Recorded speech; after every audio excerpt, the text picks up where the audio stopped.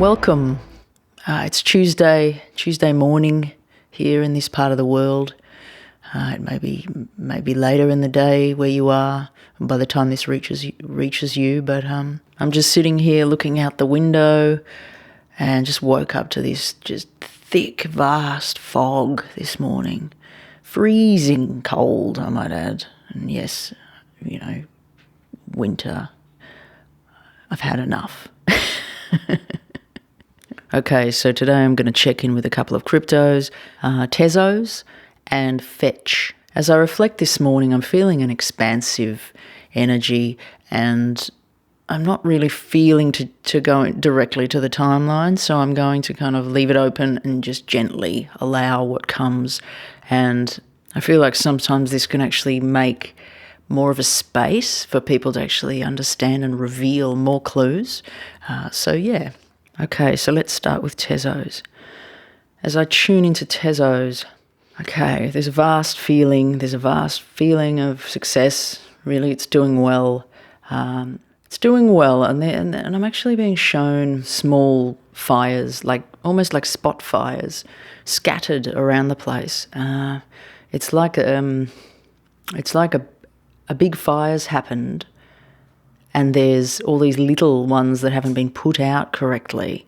So they're still burning, these small little fires scattered around. And I feel as though these fires are referencing sort of like negative aspects of things that are loose ends and haven't been tied up well, and that are kind of niggling there and hindering it from finding its fullest potential.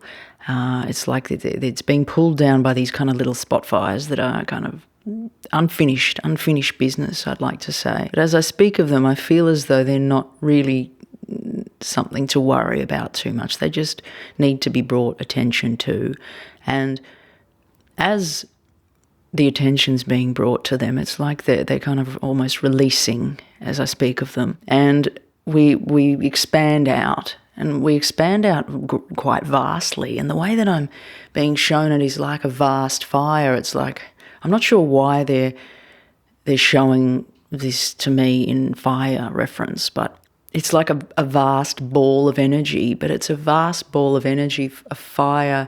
I feel as though connectedness to the sun and to the ultimate light and life force of our planet. And within that, there is divine balance.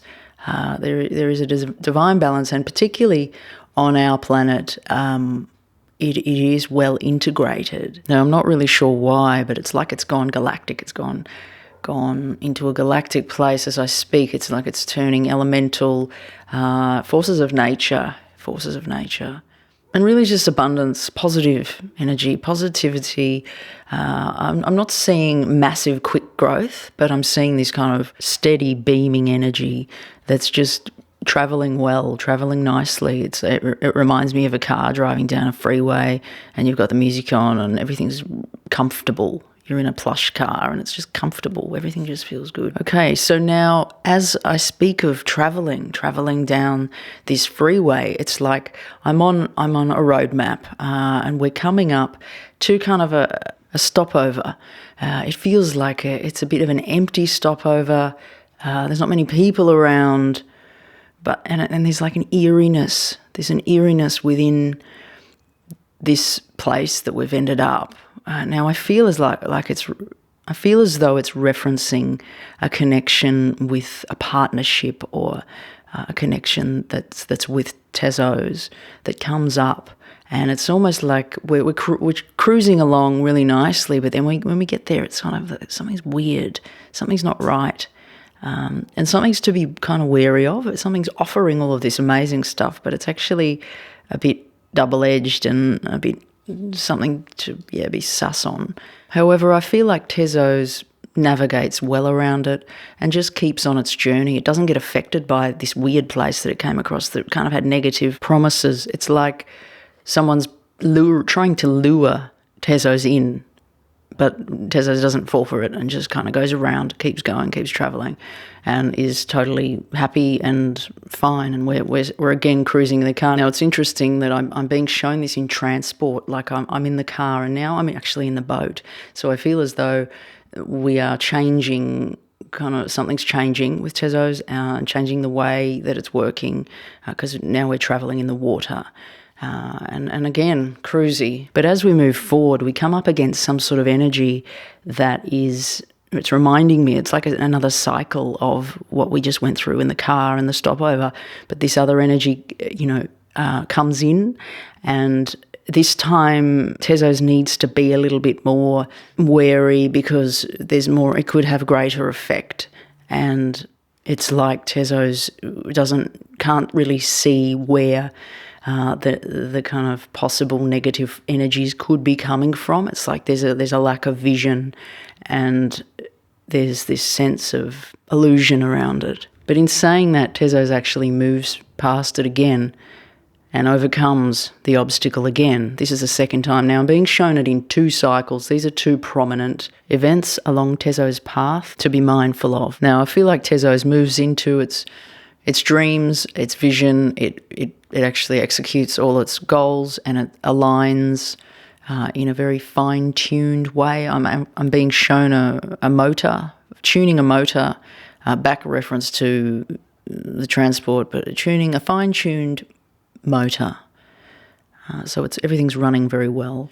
Now I do sort of tend to feel this, like to say, cocky energy, like it's like, a bit too sure of itself, coming up in later stages. That it's like, oh, look at what we've done, look at how amazing we are, and there's a sense of kind of cockiness that's not going to serve and could get Tezos into trouble. And I feel like it's in relation to taking on too much, possibly too many partnerships, and offering too many things that they don't actually follow through with. Within that, I'm getting reference back to these small little spot fires. So it's like a dispersion of energy that isn't going to necessarily serve, and it needs to be watched out for, because it feels like it runs away with itself a little bit, and it pulls Tezos down for a time, not necessarily a long time, but just it's come into the sphere for Tezos to rebalance, because it got a little bit out of balance there for a bit. But it does recenter, some changes do take place, and we're back on the right track. So I'm going to leave it there for Tezos, and I'm going to move over to Fetch. As I tune into Fetch, I'm actually not feeling a very, very nice vibe. It's feeling compressed and kind of volatile. It's not like I can feel it in my heart, and it's not a very nice feeling. I feel like it's in amongst turmoil. The place that it's kind of working or operating from is in amongst turmoil. Things are moving, but it's like things are getting stuck on repeat. Things are not actually following through. We're not moving forward very well, and it's really starting to feel kind of a bit futile. Like, what's the point? And I feel as though there's people in the involvement with Fetch that are volatile. I'm kind of seeing parties that are involved. I feel like creators or the people working on Fetch, there is some volatile energies that are affecting its progress. I feel like there's a sense of non-commitment that's coming through. Some people who are working on it, there's not a commitment to it. It's like they're half in, half out, and they're not fully there. Now I feel like there's not great awareness around this, and they're kind of happy to let it be as it is. So my sense of it is that they're not really pushing forward and dedicating a lot of energy. Their energies are a bit over here, over there, and so they're selling short the progress of Fetch and what it could kind of reach. I feel as though within this, I still am seeing kind of progress, but it's progress in a weird way. And it's like I'm feeling it in my body in this particular way, and it's like in a place of kind of compression, and the place that we opened from that was kind of this negative sense. It's like they're working in this place, and that they're coming up with things that are working and being uncovered, but the place in which they're working doesn't feel like it's got a lot of flow. It's very compressed. It's limited. There's boundaries that are limited. There's places outside of sight that's not being seen. there still is this original vision, and there is minds that are able to keep some kind of focus in amongst this, but the nature of the energy is just not supportive. It doesn't feel like it's a supportive energy to allow a natural unfolding. It's interesting because the way that this reading's come into me, it's like it's making me feel uncomfortable, and it's making me feel confused. And often the nature of the information, it's like I start to feel like, what am I saying? I'm confused, but it's kind of the nature of the energy that's being presented around fetch. I do feel like they're pushing on, and they do actually break through this energy somehow and get to this positive growth. But I feel like there's delays, and there's kind of it's going to take a bit of time to move past this particular energy that I'm feeling. And I'm being shown like someone just giving up and watching the dream in the distance and not really engaging with it anymore. I just feel like there's this hole, and I'm feeling like that's a reference point to along the timeline there's going to be a period that's a bit nothingy, and it might take a bit to kind of come back. I'm not feeling like it's an easy timeline.